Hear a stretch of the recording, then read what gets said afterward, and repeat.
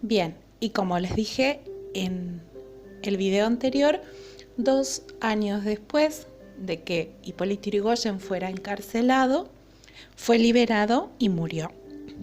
Lo que ustedes van a ver ahora son imágenes de lo que les comentaba, el desgaste que venía sufriendo por parte de los medios de comunicación. La foto central muestra cómo quedó la casa de Hipólito Yrigoyen cuando lo fueron a buscar. Y a quien tienen en la parte derecha superior es a José Félix Uriburu, quien fue que derrocó a el presidente Hipólito Yrigoyen, en lo que se convirtió en el primer golpe de Estado de nuestro país. Bien, en esta parte llegó el momento de que realicemos juntos las actividades del repaso activo. En el punto 1 tenemos que escribir si las afirmaciones se refieren al PAN o a la UCR, es decir, al Partido Autonomista Nacional o a la Unión Cívica Radical. Esperaba terminar con el fraude electoral. ¿Cuál de estos dos les parece a ustedes que esperaba terminar con el fraude? Bien, la UCR, porque el fraude electoral era lo que hacía que el PAN estuviera en el poder. Partido político fundado por Leandro N. Alem. ¿Cuál es? UCR, muy bien. Intervino provincias para evitar que fueran gobernadas por opositores. El Partido Autonomista Nacional, muy bien. Y finalmente Julio Roca fue uno de sus principales dirigentes.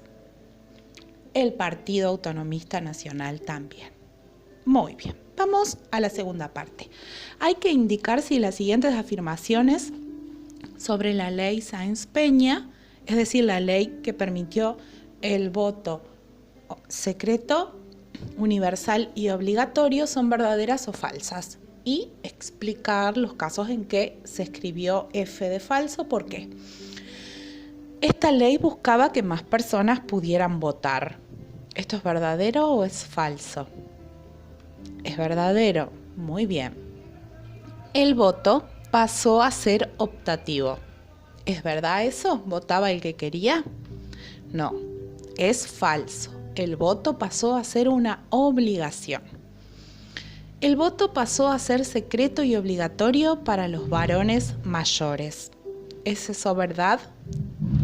Sí, es verdadero.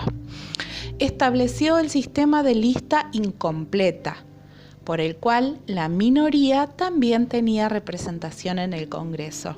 ¿Se acuerdan los que yo les conté en el video anterior sobre Alfredo Palacios, el socialista que pudo acceder al Congreso? Es verdadero, porque gracias a esa ley las minorías pudieron acceder al Congreso. Y finalmente la última afirmación dice, les dio a las mujeres el derecho a votar. ¿Esto es verdad? No, no es verdad. Las mujeres pudieron votar muchos años después. Así que esto es falso. Bien, hay que completar oraciones. La primera dice, Yrigoyen era acusado de actuar como líder absoluto de la... ¿De qué partido era Yrigoyen? Bien, de la Unión Cívica Radical. Quienes se opusieron a Yrigoyen dentro del radicalismo fueron los miembros de la Unión Cívica Radical antipersonalista. Recuerdan que el liderazgo de Yrigoyen era muy personalista, muy de lo que él decía. Recuerdan al otro presidente que gobernó que tenía otra forma de hacerlo. Bien, el segundo gobierno de Yrigoyen fue perjudicado ¿por qué? Por la crisis económica mundial de 1929, entre otros tantos motivos. Y finalmente, en 1930 se produjo ¿qué? Un golpe de Estado encabezado por José Félix Uriburu. Bien, hay que ordenar en forma cronológica, es decir, en forma temporal, que pasó primero, y escribir un párrafo en el que describan con las propias palabras cada uno de estos hechos, ¿sí? ¿Cuál de estos 4 hechos sucedió primero? Veamos.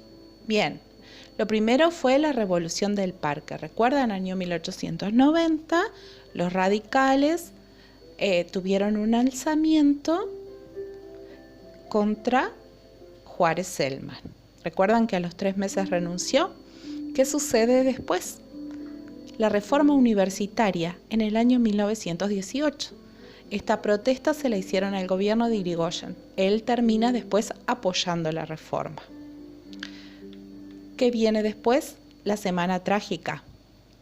Lo que comienza como una huelga de obreros en una fábrica metalúrgica termina con brutales represiones y cerca de 400 muertos, más de 400 muertos. Y por último, la Patagonia Rebelde. También reclamos de obreros, ganaderos del sur, que termina con la intervención del ejército y acciones sangrientas como el fusilamiento de esos obreros. Esas dos, la Semana Trágica y la Patagonia Rebelde, durante la presidencia de Hipólito Yrigoyen, para escribir un párrafo en el que describan cada una de ellas. Van a tener que recurrir al texto. Por último, vamos a marcar con una X la respuesta correcta, ¿sí? El segundo presidente del PAN fue Roca, Pellegrini o Juan B. Justo. Por descarte podemos decir que Juan B. Justo no, porque Juan B. Justo era del Partido Socialista. Roca había sido. Bien, el régimen oligárquico representaba ¿a qué? El régimen oligárquico respetaba las instituciones, cometía fraude electoral o cuestionaba el fraude electoral. Eso lo hablamos al principio. Cometía fraude electoral, por eso estaban en el poder.